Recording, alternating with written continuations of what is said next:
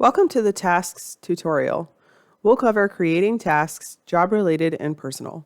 Tasks are a great way to send out reminders via text or email. These can be specific to a job and shown on the job details page, or they can be a generic, such as a reminder to fill out a company document or HR form. We'll get started with setting up a generic task from the dashboard.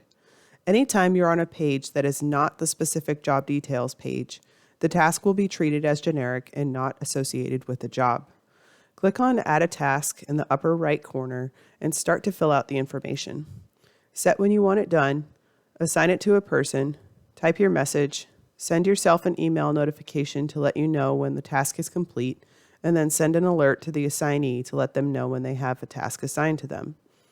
Tasks, job-related or personal, will show up on the dashboard for those who have website access, and then on the home page of the mobile app for field workers who might not have access to the site.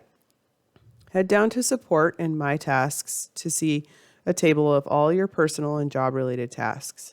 The first view of the page shows a calendar where all your tasks for the week will be visible. Click Tasks Detail to view more information about all tasks related to you. On the left side are tasks assigned to you, and on the right side are tasks you've assigned to others.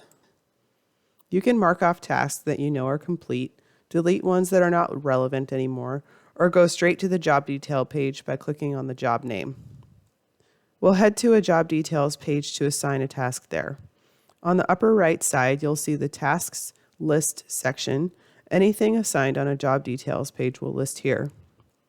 Click on an Add a Task button and fill out the information as we did before.